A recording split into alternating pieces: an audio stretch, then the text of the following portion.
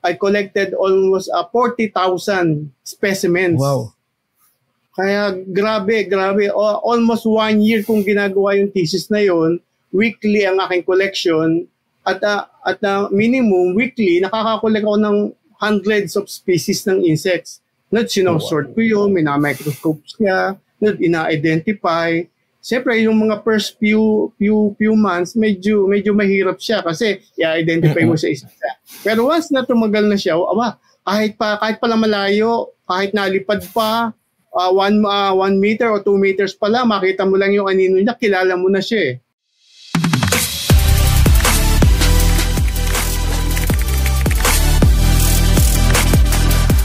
Magandang araw mga kapwa siyentista.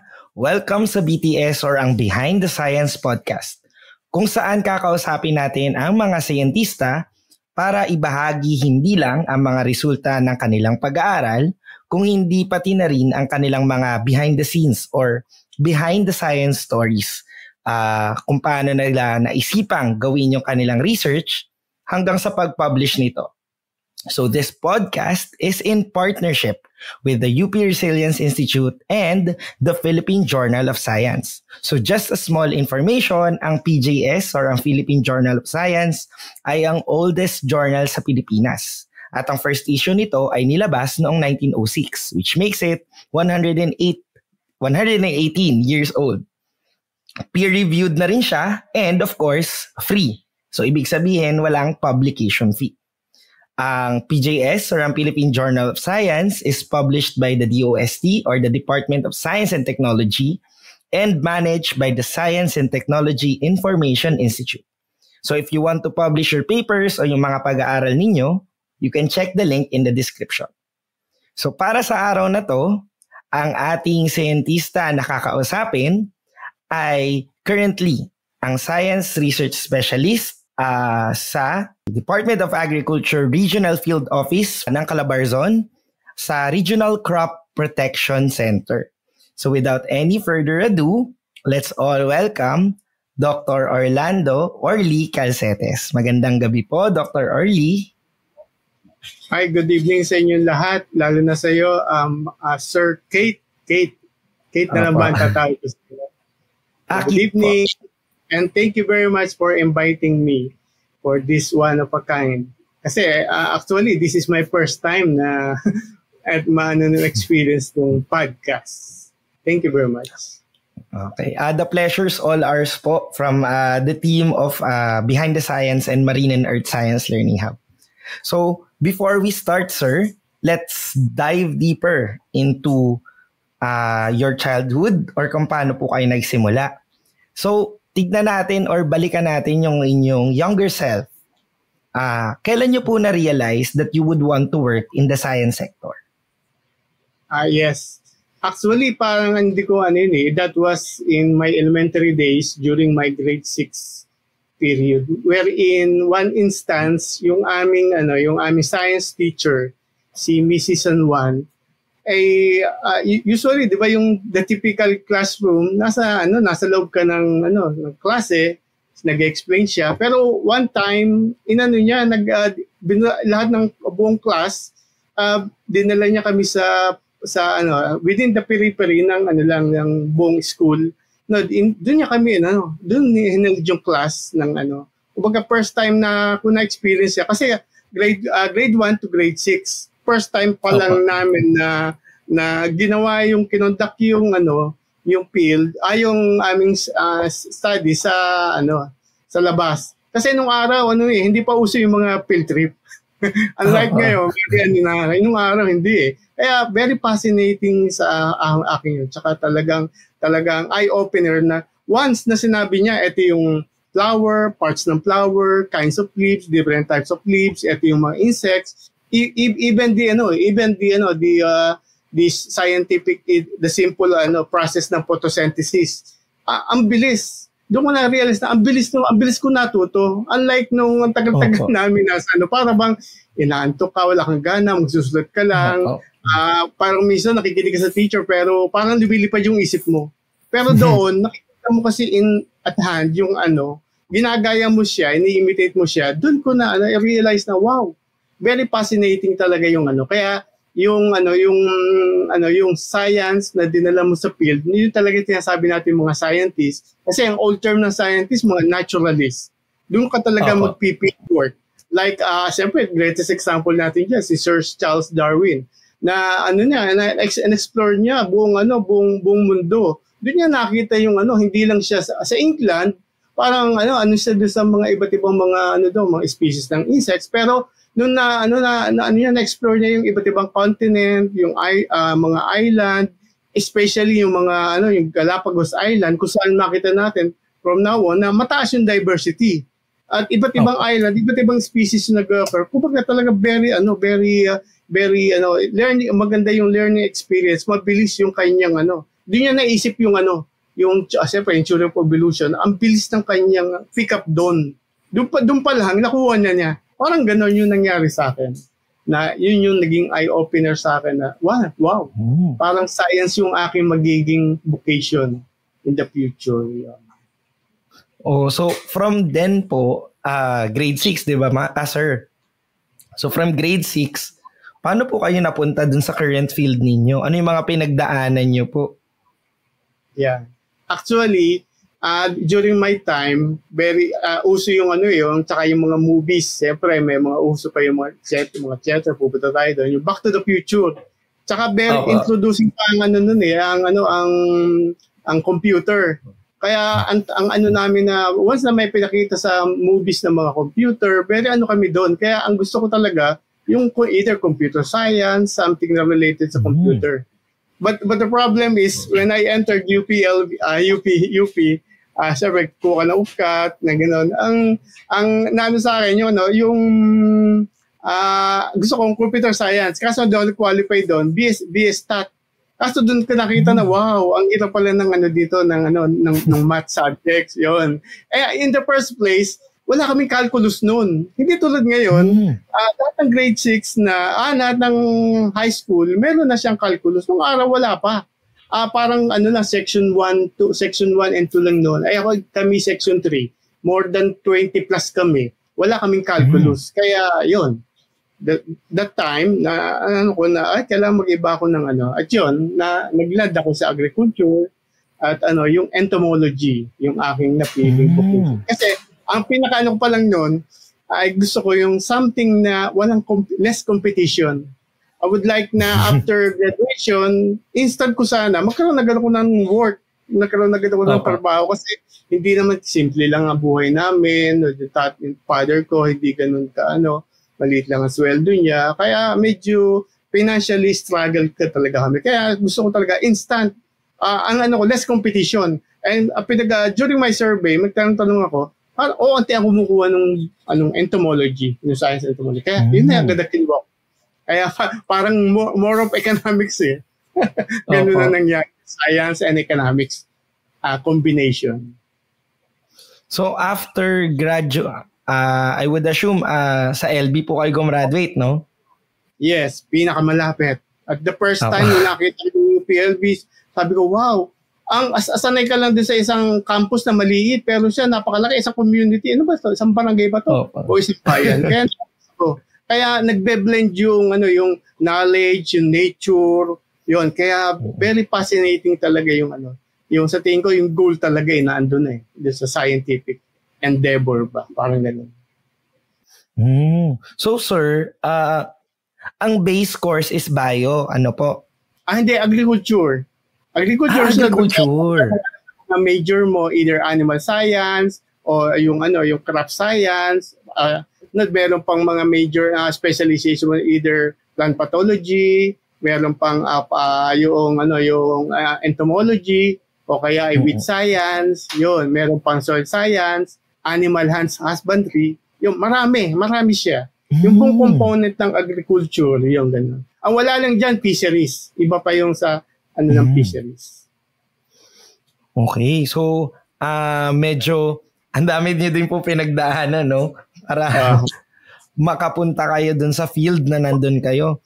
And then after po ba graduating, nasa Department of Agriculture po agad kayo or may iba pa kayong trabaho na pinagdaanan?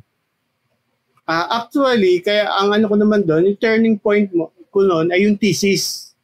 Yung thesis ko ay ang aking ano doon yung inventory of insects, mites, and spiders sa mulberry.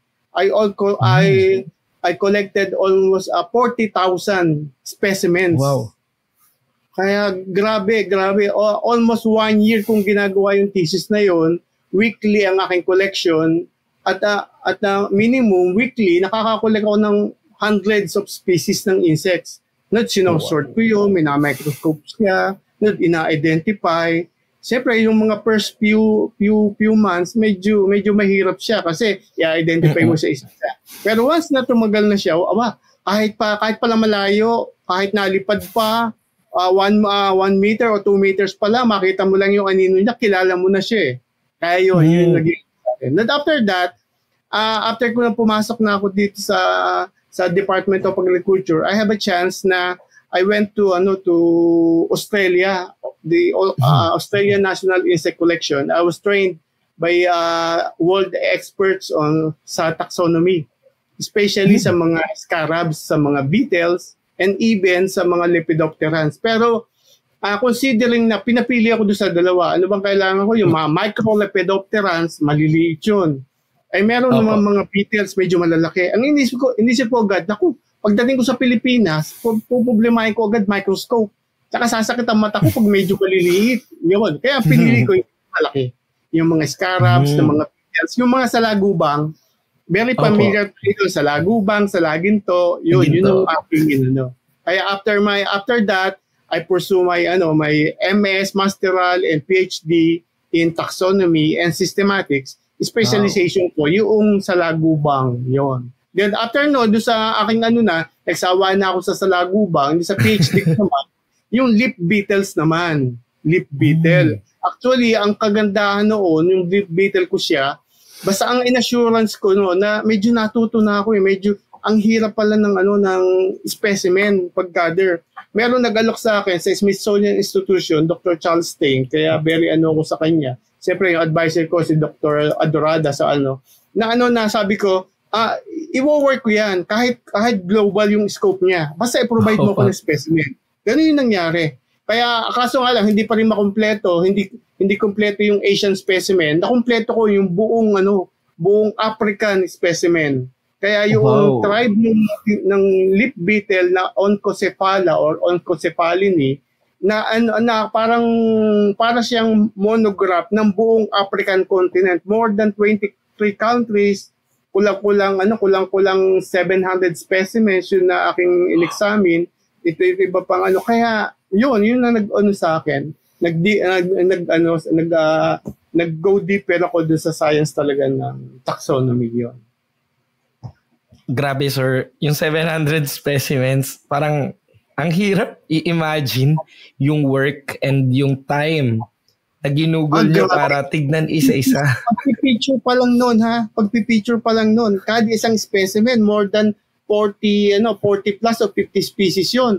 Ay kada i-click mo siya, napakatagal. Pag gagamitan mo kasi ng ng Helicon focus, gagamit ka ng camera, mo po siya, ay sa tingin ko million clicks para maano mo siya kasi para magkaroon ka ng 3D na photo ng isang insect specimen kasi di ba usually blurred siya, kailangan natin 3D. Iyan natin sa tinatawag na Helicon focus stacking. More than 100 specimens i-stack niya kaya magiging 3D yung iyong picture. Kasi otherwise pag hindi ganun kaganda ang picture mo, outright i-reject siya ng mga expert. Kaya yun ang aking yung ating investment, bumili ka ng SL camera, lenses, saka yung stacking po. 100,000. Pero yun lang naman.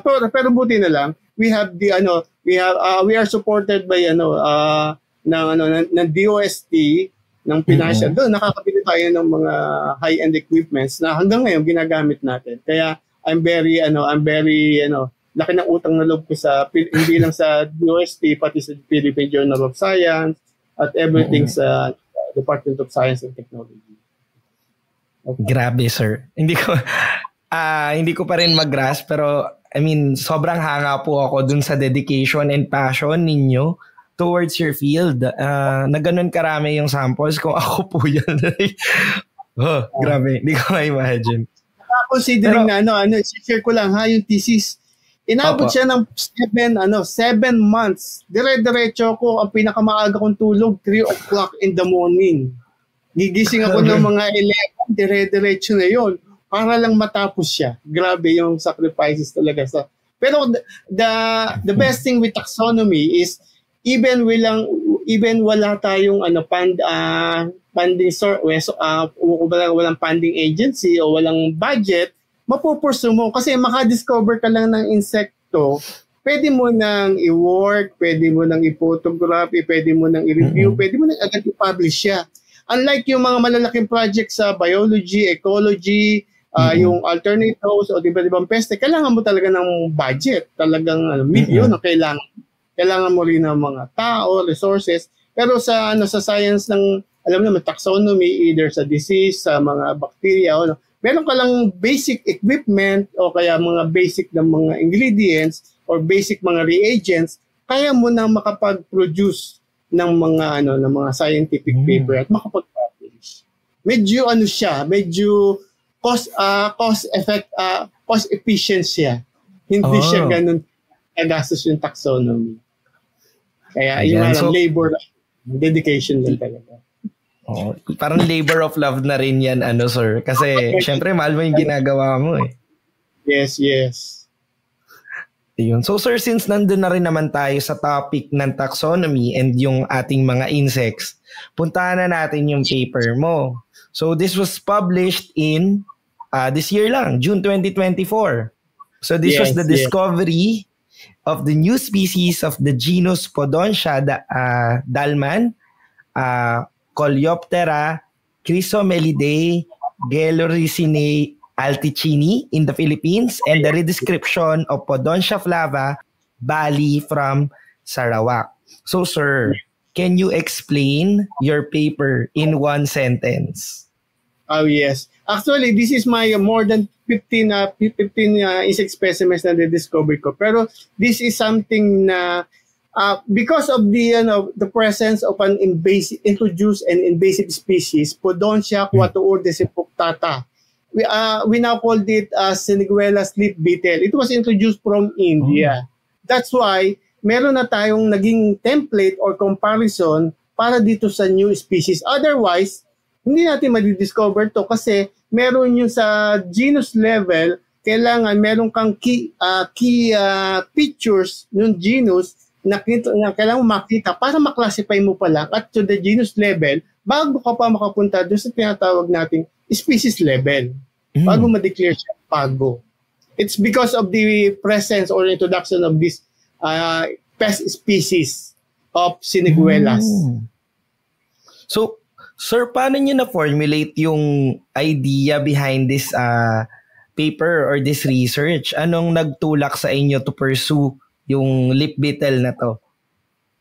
It's by chance or luck talaga. Kaya sinasabi natin, siyempre nakita na natin dito yung presence ng peste. So, one time, meron kasi kaming insect collection sa DARCPC.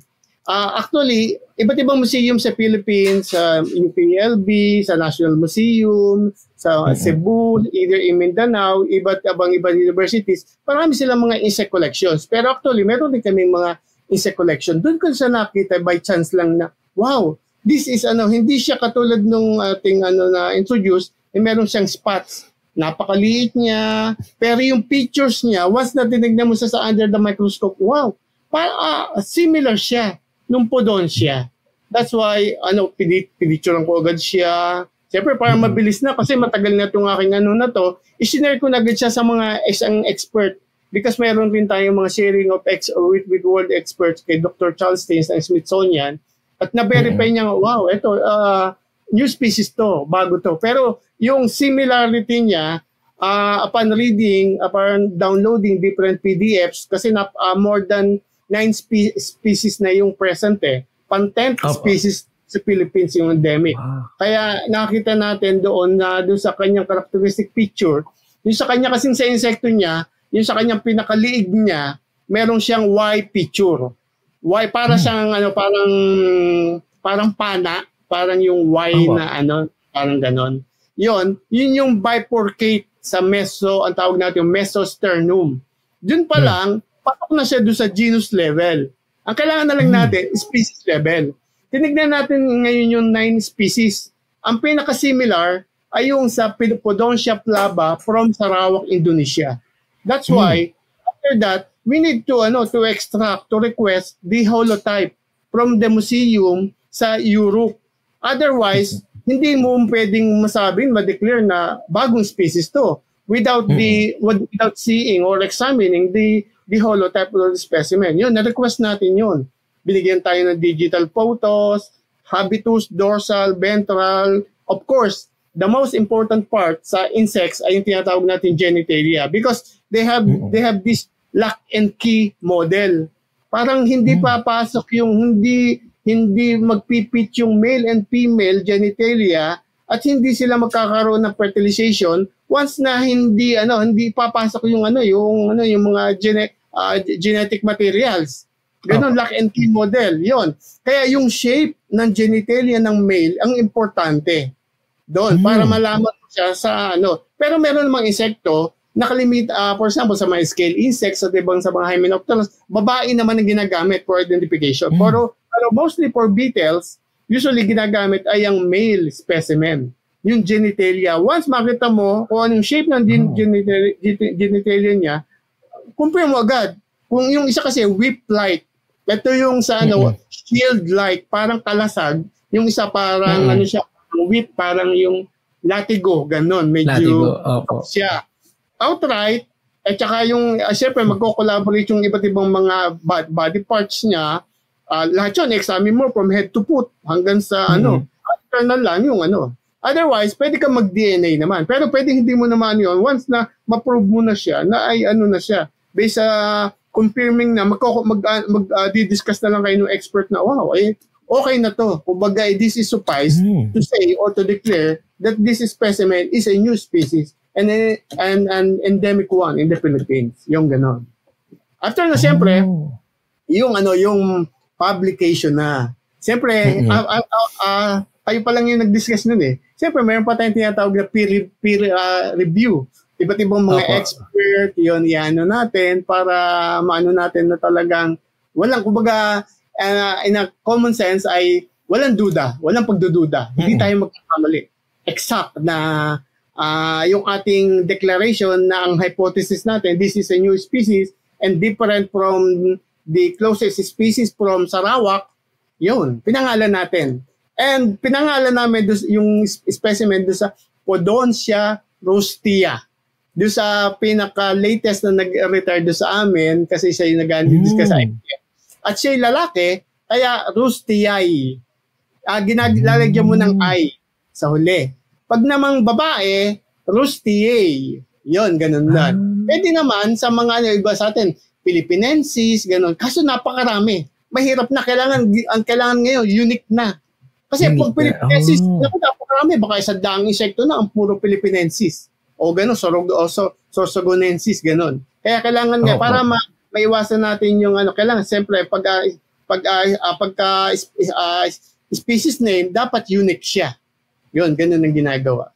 At ngayon naman, para naman siya ma-promote natin sa social media, usually, pinapangalan siya sa mga sikat na tao, mga famous na, pwede naman pangalan sa mga ordinary tao na nagsumikap lang sa buhay, na gano'n-gano'n. Yun ang aking advocacy. Na magkaroon ng awareness. Wala na, pag nilagay mo siya as Latin, wala na makikinabang, wala na nagbabasa ng Latin. Samantalang pag pinangalan mo sa isang magkakaroon siya ng enthusiasm. Pwede ka magkaroon pala ng pwede pala sa kahit nasa teacher mo, sa mga idol. Pero kung gusto mong maging sikat, ay pwede mo, pangalan mo kay Tom Cruise. Sikat ka. Ito yun nga lang, ang aking advocacy sa mga ordinary persons who made exemplary examples sa kanilang mga kanya-kanyang mga field. Ganun lang. Simple. Itatanong ko pa nga sana, sir, kung paano ba pumipili ng pangalan as a taxonomist. Na-explain nyo na. So parang natuwa lang ako na parang okay, may makita ka lang na species na as in ma-prove mo talaga na iba talaga siya. Ikaw na bahala sa pangalan, sa species name. Yes. Pero usually, yung collector, pwede ganon. O kaya yung minsan national heroes, yung iba naman ginagamit.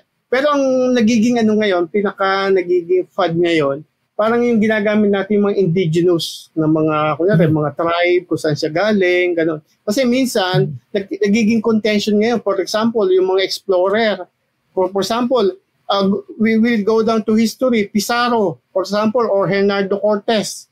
For example, mga sabihin natin, sila naka-discover. Meron nga isang soldier ni Napoleon. Pero pag pinangalan mo naman kay Napoleon, kasi magkakaroon ng ethical issues na yung nagkaroon ng mga bad issues na parang crime nung historical records pa. Yun, nagiging issue ngayon yun na nagkaroon ng ethnic problem o ethnic cleansing, ganun. Kaya ngayon, usually, nagiging pinapangalan na sa mga indigenous na mga terms o mga localities o mga tribes o mga persons, yung ganun na lang ang nagiging pad ngayon. O kaya pwede ka rin maging nationalistic. Pwede yun, parang ganun. Pero nasa sayo na, nasa discretion mo. Okay. So that's very good information, lalo na sa mga ating aspiring taxonomists na nakikinig, 'di ba, sir? Parang okay, kayo bahala sa pangalan, sa species level. Kasi syempre, sir, 'di ba? Genus level medyo established na. Sa species level na lang kayo mag-iiba. Yung iba sa mga cartoons, Lord of the Ring characters, superhero, sari-sari, nasa sayo. Okay. So, sir, nabanggit nyo rin kanina yung with regards dun sa main difference. So, at saka yung sa DNA.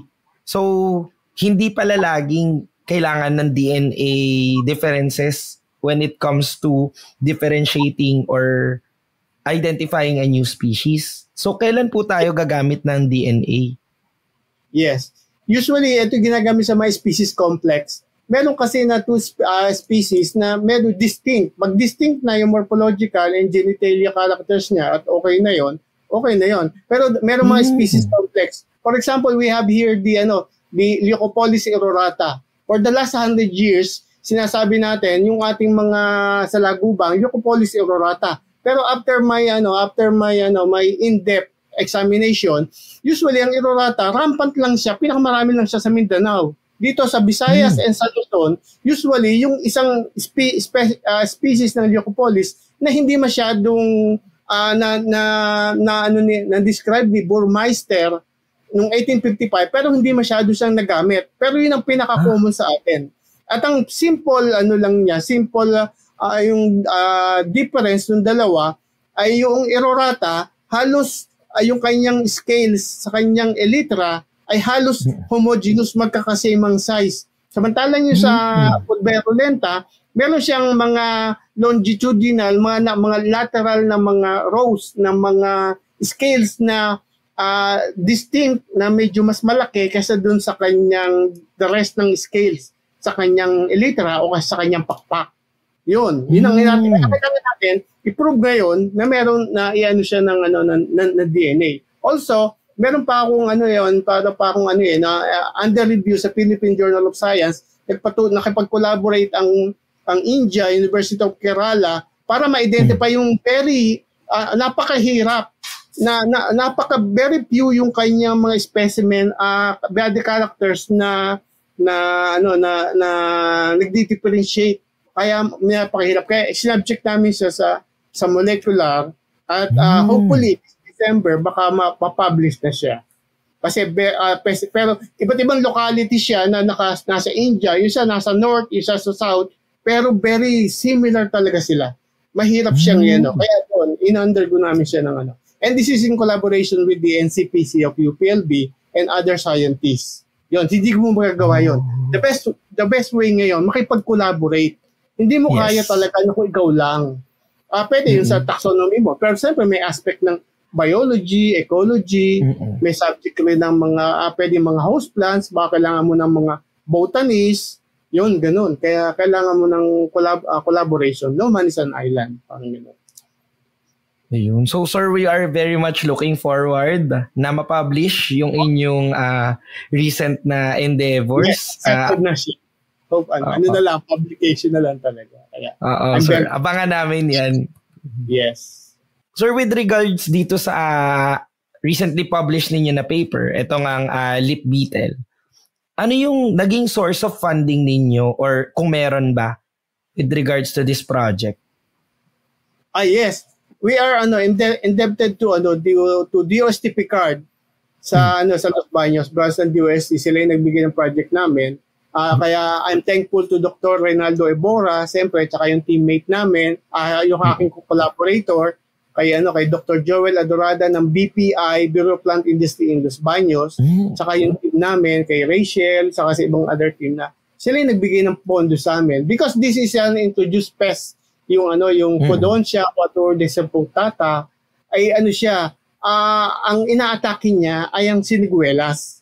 The problem is, siniguelas is relative of mango and cashew. And alam natin na mango and cashew are major economic medyo bread and butter ng Philippines natin. Dollar earner natin yan. And siyempre, pag ganun ka close, relative siya, pwede magkaroon natin ang tawag nating adaptation, mag-jump. Pwede magustuhan niya.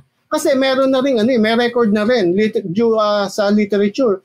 Published by PERT of the Smithsonian Institution in 1998, he observed the adaptation of the undetermined species of Mangifera sp, another species of mango, but different species. Nagkaroon ng adaptation nitong pest na to. Actually, this pest, more than 100 years na sa South Asia at Southeast Asia. Ngayon lang na-introduce sa atin in 2017, in 2007 and 2009, and in only recently in 2016 nagkaroon ng major outbreak. 70% yield loss nito sa siniguelas. Kaya yung imbis na kumikita per season na kulang-kulang 100,000 yung mga taga Batangas City, na-reduce to by 30,000 because of this new pest. Before, walang pest. Ang pest lang nila, fruit fly. Yung once na mahihinog na yung fruits, tuturok siya ng fruit fly, magkakaroon siya ng uod. Pero after this, grabe, nakain niya yung na-reduce yung kanilang income because of this pest. Yung ganun. Kaya kami sa DOST Picard. So sir, nabanggit niyo na introduced pest to, na trace niyo po ba kung saan galing or paano nakapasok sa Pilipinas? Yes. Nationwide, nag-survey kami from Pagudpum, Ilocos, to Central Luzon, South Luzon, hanggang Palawan, hanggang Mindanao, hanggang Bukidnon. Unfortunately, meron siya. Ibig sabihin, medyo yung ang first sighting namin based sa mga interviews do sa mga siniguelas farmers. Kasi ang kinakain niya pala ngayon within the genus ng Spondias or siniguelas family. Ay meron tayo lang 5 species. Yung Purpurea o red siniguelas, o yung dulcis o yellow siniguelas, and libas, which is a famous souring agent in Bicol. Yung ginagamit nila sa mga bulalo, tsaka yung sa mga pangsigang, yung ginagamit nila. At inaatake nun. Fortunately, hindi pa siya nag-a-adapt o nag-feed sa ibang doon pa lang. Siyempre, nagbibigay ng income ito sa farmer, hindi sila magsisinungaling na talagang ito lang yung time na nagkaroon kami ng pest kasi every summer nag-harvest sila. Kaya sabi nung isa, nung nanunungkit po ako nung time na to 2007 at 2009, pag sungkit ko po ng siniguelas, para po meron to pong pumapatak sa mukha ko na dumi na parang itim. Actually, yun yung pieces yung mismong larva. Kino-cover niya yung buong katawan para ma-prevent siya, para hindi siya makain ng mga insect predators, parasites, o kaya hindi siya makain rin ng birds. At saka isa rin, as a temperature regulation, kasi may naiinitan yung insekto, kino-cover niya yung buong katawan niya ng kanyang dumi. Sunod, pagka pupil stage naman, gumagawa naman siya ng bahay o pupil case. Otherwise, pag hindi siya gumawa ng pupil case, papatayin siya na tinatawag natin mga biocon agents naman, mga kaibigang amag. Kung may kaibigan kulisa, kaibigang amag yun. Kaya ganun ang kanyang habit. Oh. Medyo pala, malawak, sir, ang no? Yeah, ang extent. Yeah. Meron kami pinaguhugutin ng peste.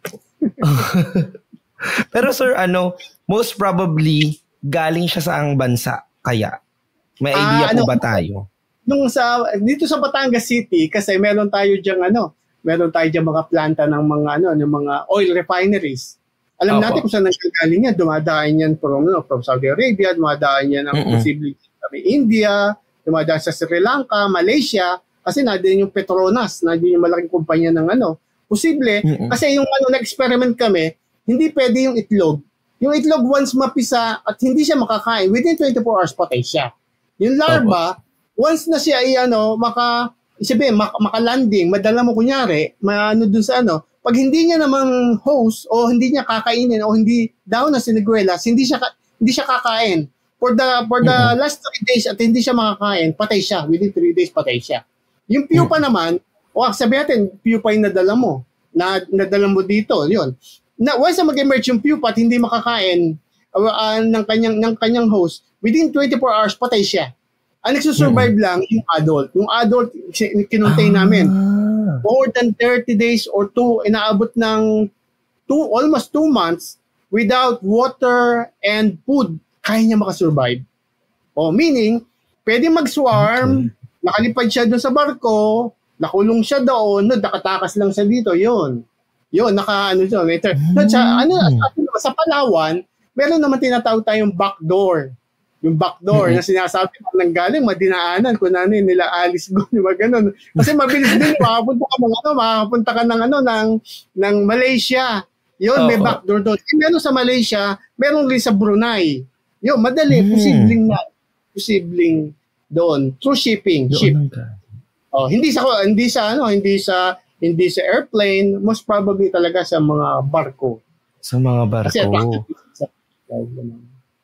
Oo nga po, kasi yun nga, nabanggit nyo, familiar ako dun sa mga oil refineries dyan sa Batangas kasi dyan din po ako galing, dun lumaki ako sa Batangas. Tas meron talaga na mga malalaking barko lagi, lalo na po sa either Balayan Bay or Batangas Bay, lagi meron. With regards dito sa dami ninyong pinagdaanan, ano po yung mga naging challenges ninyo while conducting this research? Siyempre, yung unang experience ko talaga with this, siyempre, ang magiging mo dyan, yung mga reviewer, mga experts, na siyempre, mga sanay na sila, pag kanya sa yung discard, papahirapan ka. Actually, yung number one, yung sa totoo lang, doon ko na-feel sa totoo lang, hinahamak tayong mga sabihin natin, nasa developing countries. Kasi ang isip nila, nasa US sila, sa Japan, sa medyo high-tech sila. High-tech yung kanilang gamit, present sa kanila yon. Sa atin, hindi. Kaya pinagtatawanan yung mga features ko, yung mga ganun, hindi tayo high-tech. Kaya nagpursige talaga ako. Outright, nire-reject nila. Buti yung rejection nila, buti kong vocal parang hindi na masabi. Pero pag sinulat, medyo masakit. Hindi lang ako nasasaktan, pati yung ating pero ngayon mas okay na.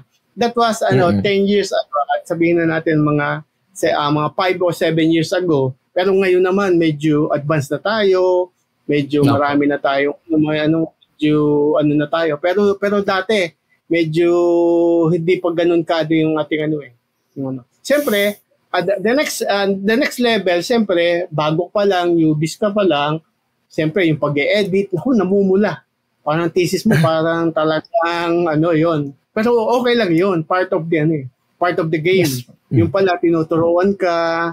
The best thing is yung mga foreigners natin, tsaka yung ating, napaka-generous nila in terms of references. Talagang ibibigay sa'yo, bulto, yung ganon. Siyempre, yung training mo lang dito, yung collaboration. Kasi the science of the science kasi ng taxonomy, usually ang mga expert talaga natin nasa abroad. Nasa mercy kanila nasa kanila talaga yun. Kaya sila pa rin yung ng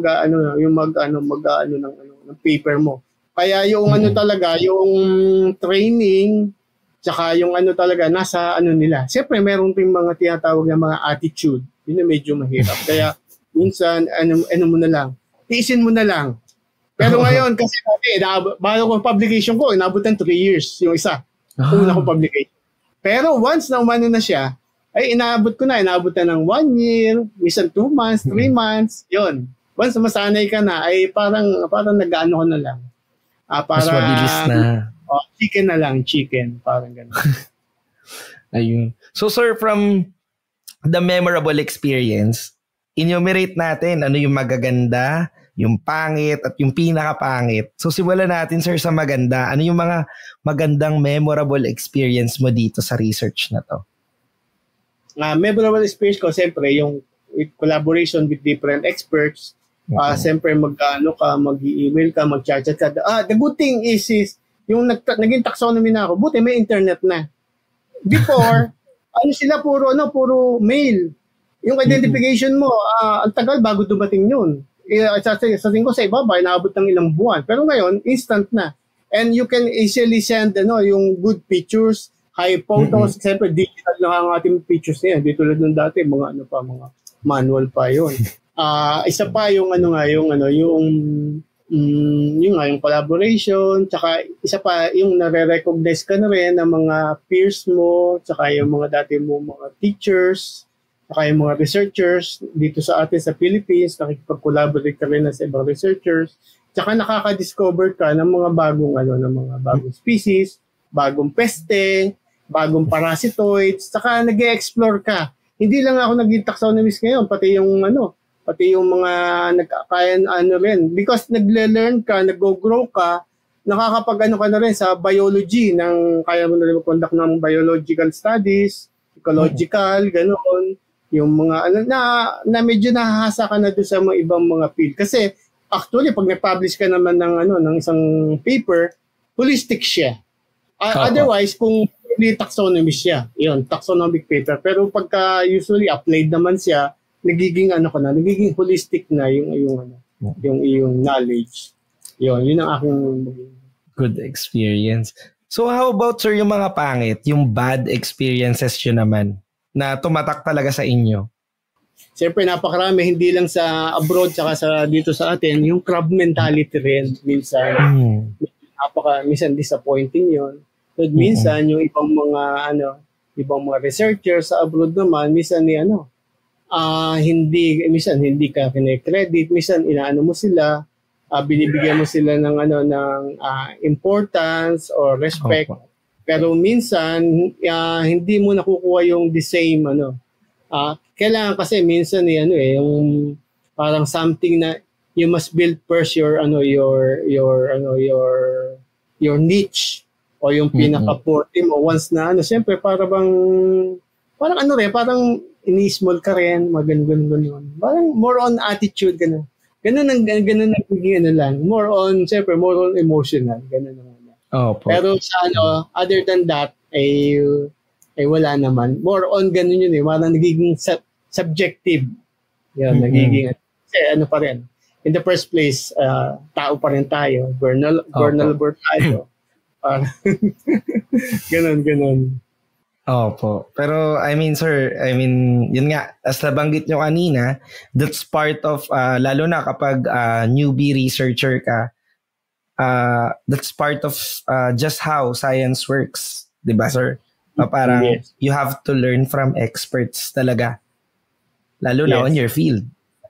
Yes, pero siyempre, learning experience ko yun. In the first place, sinabi ko, hindi ko gagawin naman sa iba? Magiging papait naman ako dun sa iba. Hindi ko pwede sabihin na para bang sa para bang sa mga para yun sa ating mga ROTC pa na natin na pag pinahirapan ka, papahirapan. Parang ganun. Okay, sa mga fraternity. Pero yun, hindi. Pinaramis ko na I will be a good example to others na willing to help sa mga bagong researchers. Yung ganun. Kailangan lang, siyempre, cooperative lang. Tsaka makita mo lang din yung enthusiasm nila. Yung kanilang sipag nila. Kasi ganun, hindi ba pwedeng spoon feed? Kasi may help din. Kailangan meron silang meron rin silang kasi yun ang mag-guide sa kanila, Once makita mo na yung mga certain qualities na yon, very willing ka na dapat i-share mo na. Tsaka isa pa, ang hirap, hindi mo naman kaya talagang gawin lahat. Kailangan mo talaga, in the first place pati, magre-retire ka, tatanda ka, matanda na talaga, more 50 plus na ako. Kaya kailangan may share mo na talaga doon sa mga bata.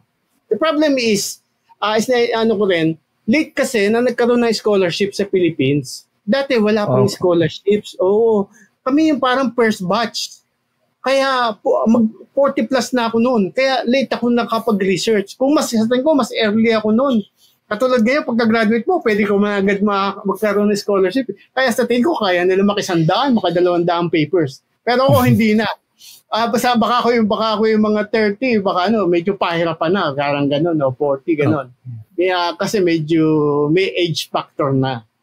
Kaya best yung ating ngayon, na very supportive ang government natin, ay outpouring ang scholarship. Kaya samantalahin nila yon. Meron nga ngayon, straight PhD na eh. Yun. Kaya samantalahin free college. Tsaka ang bilis, may internet. Hindi tulad ng dati, punta ka pa sa library. Ako, pa-xerox ka pa. Naku, bagong pa mabasa yun. Ngayon, ang bilis. Baka iba, gumagamit na nga ng AI eh. Yun. Pero siyempre, cautious tayo. Ako, in the first place, hindi ko muna i-exert mo muna yung sarili mo. Basta ko, check na lang siya more on Pero para i-depend mo yung mo doon, sa tingin ko, medyo sa tingin ko, may something na medyo parang clever. No? Sa akin lang, ha? Personal opinion ko lang na. Pero, yes. Ayun, sir. So, balik tayo sa paper niyo, sir, no? Kailan niyo po na-realize na, like, okay na siguro tong data, pwede na nating i-publish. Kailan niyo po yun na-realize, sir? Yes, siyempre. The first step talaga, specimen. After doon, yung holotype. Iko-compare mo siya. Once makuha mo na yon, okay na yon. After doon, description. Sa amin kasi sa taxonomy, gagawa ka ng matrix, gagawa ka ng table. Lahat ng parts, mula from head to feet, ay talagang iano mo siya. Mouth, eyes niya, ang tawag namin itong matrix, iti-table mo siya. Once magkaroon mo siya na may table mo siya, iba't ibang species na yon, magkakaroon kayo ng comparison. Siyempre, yung head, thorax, abdomen, mo siya. After that, you will subject to differential diagnosis.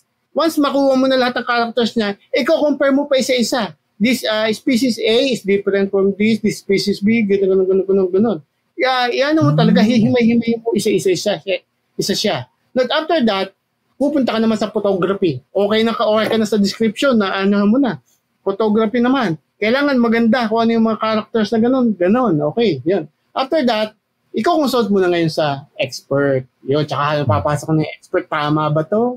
Fine-tuning, polishing, editing. Pero siyempre, sa inyo palang grupo nyo yun. Iba pa yung pag pinasok mo pa sa journal. Yan, Philippine Journal of Science will polish to the publishable level yung paper mo. Yun.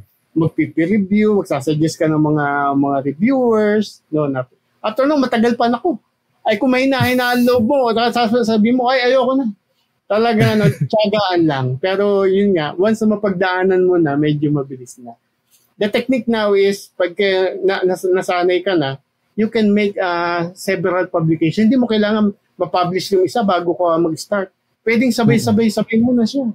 As long as kaya ng resources mo. Pero siyempre, kailangan rin mula ng mental health, rin ngayon. Kaya, huwag kang magpapa-stress.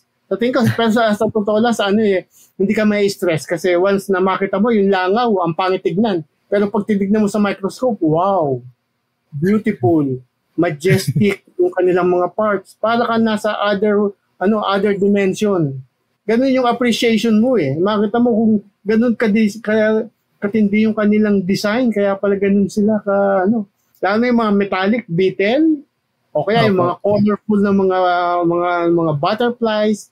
Naku, very fascinating talaga. Napakaganda talaga ng mga insekto. Kung gusto ko nga lang picture lang lahat sila, okay.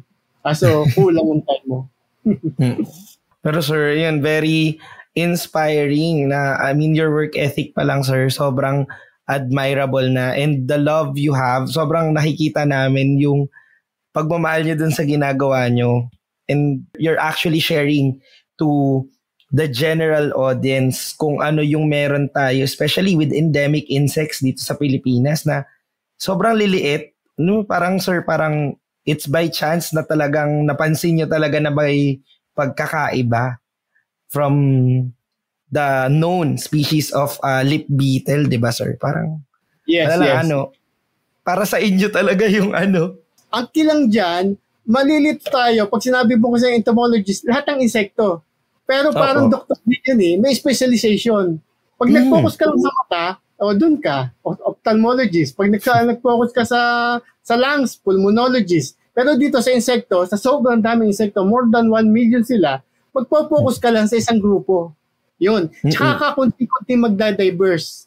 Na medyo na-encounter mo na to, medyo relative ito ng gatong insekto. Yun, tsaka ka lang magda-diverse. Once makita mo na, okay na. The next step is, pag na-boring ka na doon sa grupo mo, doon ka na makikipag-collaborate ngayon.